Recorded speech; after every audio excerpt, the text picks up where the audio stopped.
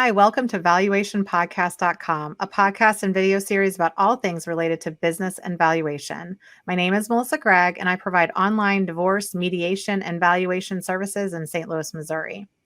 Today, we will discuss how exit planning is not what you think with Scott Snider. Scott is the president of Exit Planning Institute, EPI, and the operating partner of Snider Premier Growth, a small family investment company in Westlake, Ohio. When it starts to get really real, there's different emotions that happen as opposed to conceptually like, oh, somebody buys my business for $10 million. Like we can all talk about that like it's glamorous, and it is.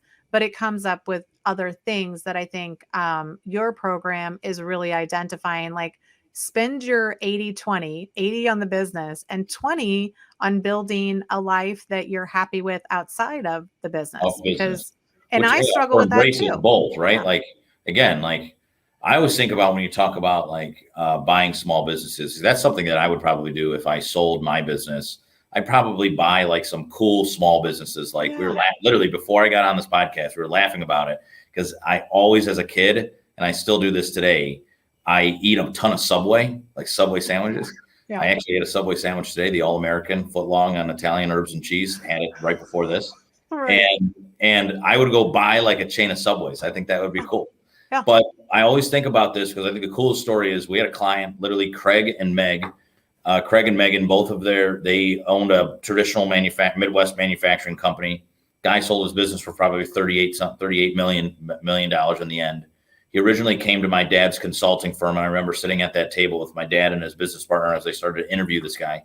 This was right after I sold my company. I came into their company to, again, kind of like an owner, right? Kind of figuring out what I wanted to do next. And I was fascinated by my dad and his business partner, Andy, being exposed to so many different industries. Mm-hmm. So I remember sitting with Craig and Megan. They were pretty jacked. They're like, you know what? I'm 55. By the time I'm 60, I want to be out of this company. We're gonna buy a really cool log cabin up in Colorado and retire up there. They were very active, hikers, fishing, hunting, snowmobiling. So they had all seasons where they could do stuff, and it was just a fascinating dream for them. And they were like dead set on this dream when they were sitting there. First question spiked their interest. They said, okay, Meg kind of works in the business. Craig started it like out of his shed, like total stereotypical entrepreneur story. And we asked Meg, we said, Meg, how many hours over the past 25 years of your marriage has Craig worked in his business? She's like, he's like never around. You know, he leaves at 7 a.m. and comes back at like 7 p.m. And he's done that for 25 years of our marriage, of course. And we said, well, you think that you're going to go from 25 years of Craig working 12 hours a day to another 25 years where you guys are around each other every single day, 24 hours. And they kind of both looked at each other like, I mean, I love them, but like, I don't know. That's weird. But the cool part of this story is about buying small businesses is that Craig was an avid car collector. This dude literally had like an airplane hangar of cars, all kinds of stuff, like a couple old school, like Model T type things to like newer versions, like muscle cars, fast car, all kinds of cool stuff. And so we challenged him to think about this personal side of things, the thing that we've been talking about now for quite some time. And he said, it's a good point. And he went back and thought about that. Now, he did sell his business for $38 million.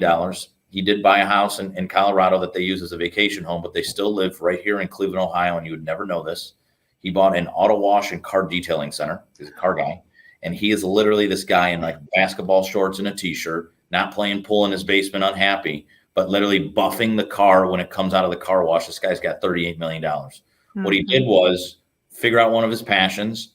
He hired a general manager to run that company that was 40 years old, and their plan is to transition it to that person once they deem that person ready.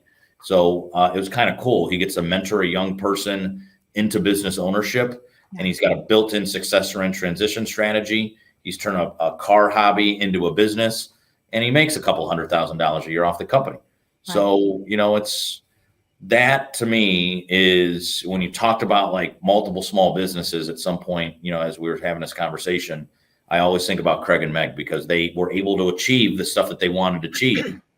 But to your point, they stayed active and they bought multiple small businesses, one of them being an auto wash and car detail center.